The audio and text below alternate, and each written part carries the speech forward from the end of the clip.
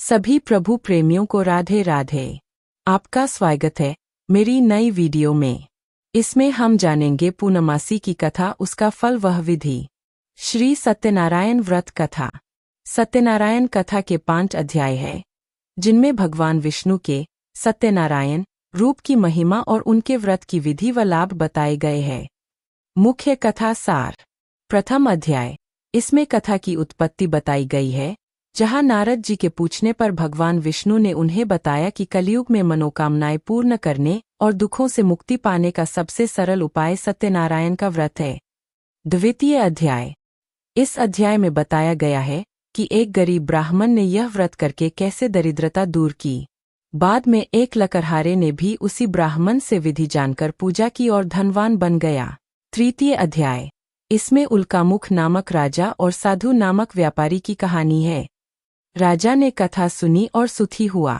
व्यापारी ने भी व्रत का संकल्प लिया, लेकिन कार्य पूर्ण होने पर भूल गया, जिससे उसे भारी कष्ट उठाने पड़े। चतुर्थ अध्याय, इस भाग में व्यापारी की बेटी कलावती द्वारा प्रसाद का अनादर करने पर उन्हें और अधिक दुख झेलने पड़े। जब उन्हें अपनी भूल का एहसास हुआ और उन्होंने विधिपूर्वक पूजा की, तब उनके कष्ट दूर हुए और उनका खोया हुआ धन व परिवार वापस मिल गया।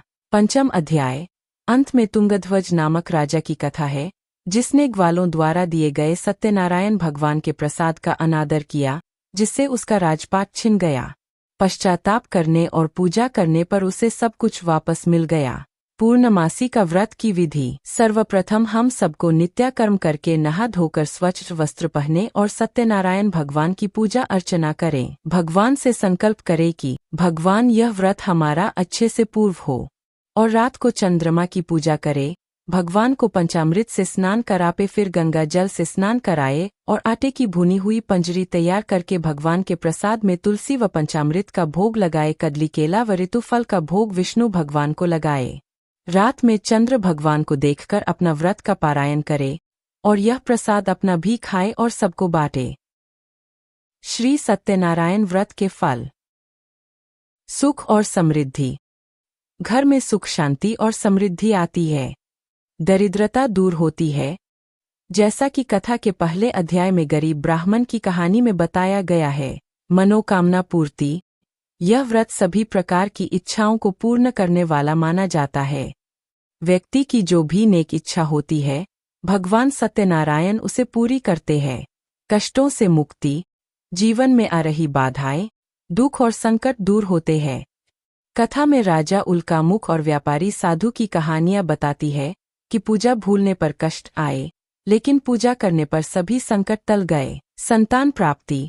जिन दंपतियों को संतान नहीं हो रही है, उन्हें यह व्रत करने से योग्य और आज्ञाकारी संतान की प्राप्ति होती है।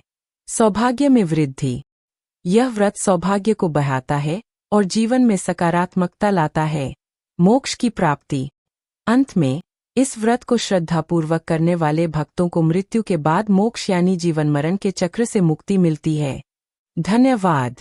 सभी प्रभु प्रेमियों को राधे राधे। आपका दिन मंगलमयी हो।